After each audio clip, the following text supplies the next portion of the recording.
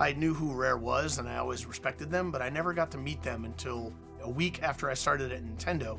In come Tim and Chris Stamper with a 100% finished version of the first level of Donkey Kong Country. My first real task at Nintendo was to go figure out how much money it was going to take to buy all their hardware and software. Tim and Chris were like, there's this other game we'd like you to see. And they pitched me a game, funny enough, called Brute Force. That was Killer Instinct. It wasn't really anything other than just a demo.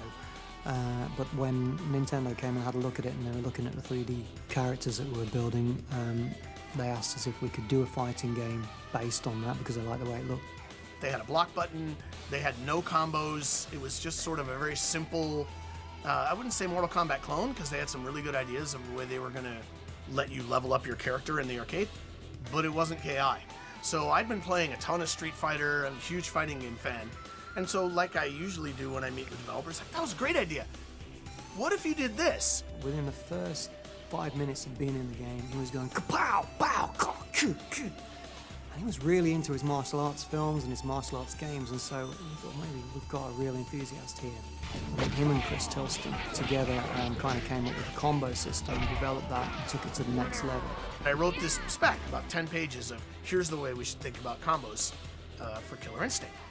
And in that original doc, you know, we talked about just open, auto double, and finisher. It was Rare that came up with the idea of linkers. They came up with air juggles. But we again had to build all this from the animation set that we had in place. When we first started putting the animation into Killer Instinct, we tried hand animation, but then we switched over to using a motion capture suit. The best motion capture device that we could buy, and that's what we looked for, was something called Flock of Birds. It was basically a tethered solution. In other words, every one of these little sensors that was on the body of the motion capture artist had to be connected to a wire that went to a harness that connected to this huge apparatus on the ceiling. We got the 3D animation from data which was pulled in from small magnets which were on different parts of the body. You had to stand on this stage that underneath had a humongous electromagnet. These were all basically being detected by this giant magnet.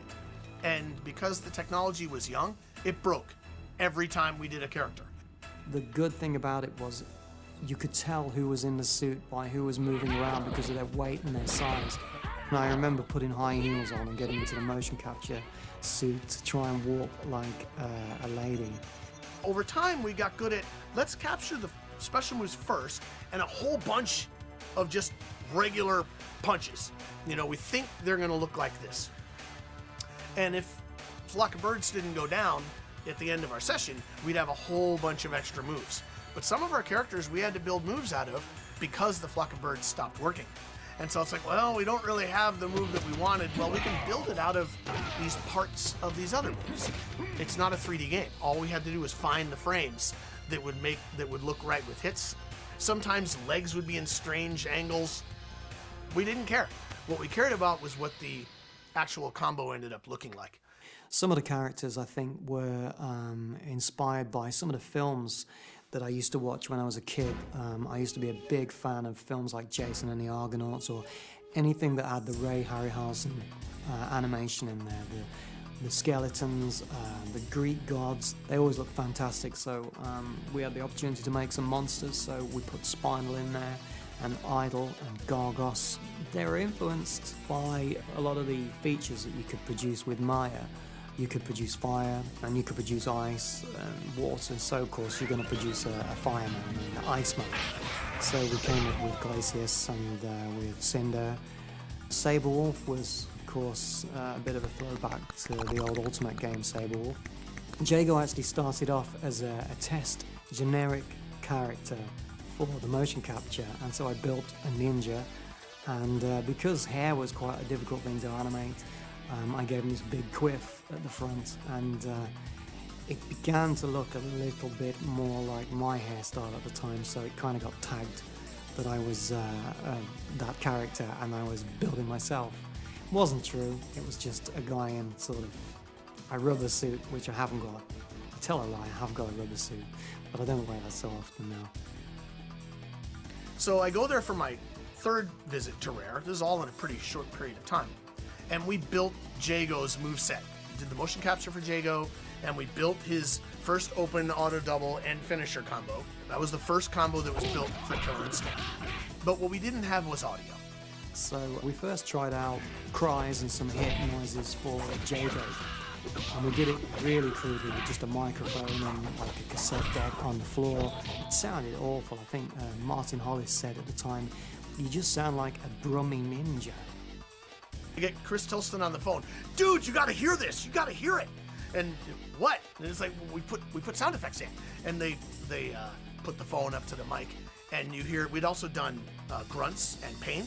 So when you're attacking, and when you're getting hits, so you had the Jago attacking sounds, all the hit sounds, and the Jago taking damage sounds, because it was just Jago versus Jago, and it sounded amazing. And it was like addicting to them. Once they got that, they were like, "We are so on." And the Kilkin! And all of the different, all those hit sounds, they were myself on Jago. I think I put a mouthful of yogurt in behind the microphone, and that was how I did the voice for Glacius. One of the main voices that people remember from Killer Instinct was the announcer.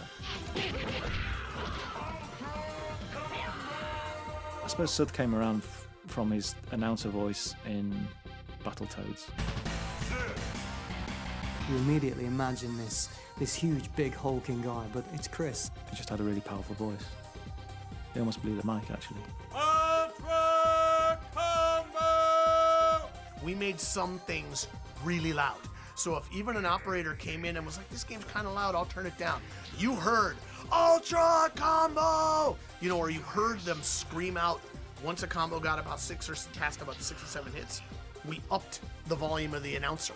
We made sure that every hit effect was very, very snappy and had punch, really high highs on some of these hits. And then we'd layer them with a low end that would make them carry like all the way across the arcade. Joel Hochberg was our associate in America, and he owned a few amusement arcades, and so we would often put a machine in one of his arcades to see how it did and whether it attracted people to play it or not.